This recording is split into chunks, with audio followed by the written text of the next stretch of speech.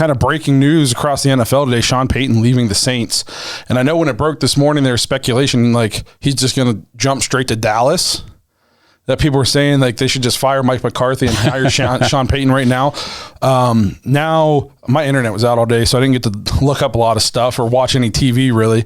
But coming out of his press conference, the little stuff I did hear, I'm pretty sure he's going to at least take one season off. And then even if he comes back, the Saints hold his rights for, I think, 3 more years. So if he wants to go anywhere else, that new team's going to have to pay for Sean Payton. Right. I don't think that I don't see him going to like another team.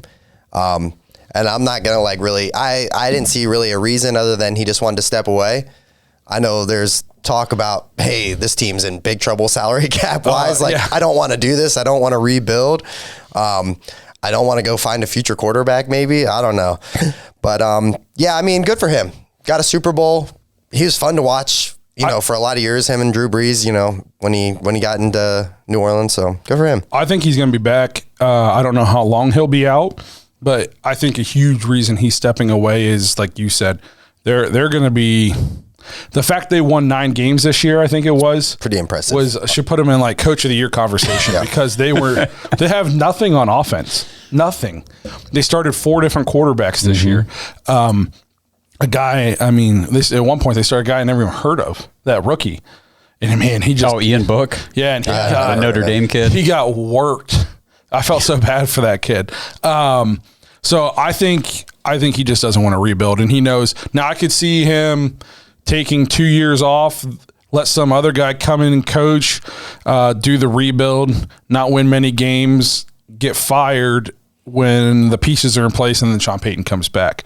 Or I could look for him to take a year off, and then when there's a job opening next year that's kind of looks good, he'll go interview for it, and then that team will just pay the Saints if they want him bad enough. And they're going to – if there's an opening and Sean Payton wants to go there, that team's going to want him. He's going to be the highest in-demand coach. He'll be a name we hear for every opening now until he comes back. Yeah, I was going to say, for sure. Mm-hmm. For sure. Yeah, and I'm pretty sure the report I saw originally said planning to take a step away for a year, then come back. I mean, I was just looking it up because I couldn't remember. He's been the coach of the Saints since 2006. Yeah.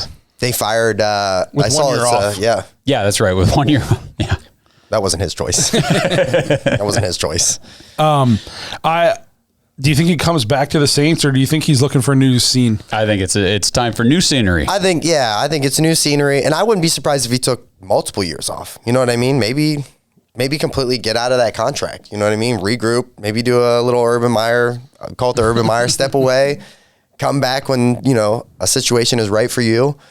Hopefully it doesn't involve grinding on a girl in a club or anything like that. So, but yeah, good for him. Great career. He could walk away right now and he had a great career, and he made football for me in the last few years. He's a great coach. He's 58 years old, which by no means is that old for an NFL football coach, but I think by kind of the way the league's moving, it sort of is, because they're kind of moving toward these like mid-30s, young, early 40s head coaches. But I mean, 58 still not old. You got you got stuff to do. He's an offensive-minded coach, so I feel these 65-year-old defensive coaches are kind of the dying breed. If you can X and O and scheme on offense, there's always going to be a demand for you. Look at all the teams left.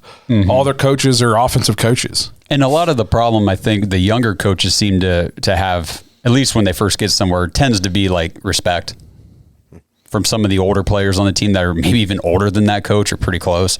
Sean Payton's obviously never had that problem. Right.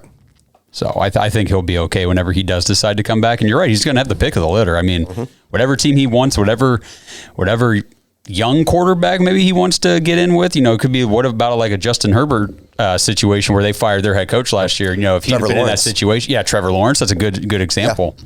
Yeah. He kind of slides in there and takes over. What if, so everybody talked about Staley as being some offensive or just some football genius, and then we saw his full genius display against the Raiders, and it cost him a playoff berth. You could make the argument the Chargers were slightly underachieving this year based on their roster, their quarterback, and how everybody thought they had this new great coach. What if he sucks again? Or not sucks, but does boneheaded things again, and they're like, well, I'm tired of watching this guy go for it on 4th and 3 from our 15. Let's just get rid of this guy. Now you put Sean Payton with the Chargers. I mean, it's not that crazy. Look at New York. I mean, literally, Aaron Rodgers made fun of Joe Judge, and like 5 hours later, he wasn't the coach anymore.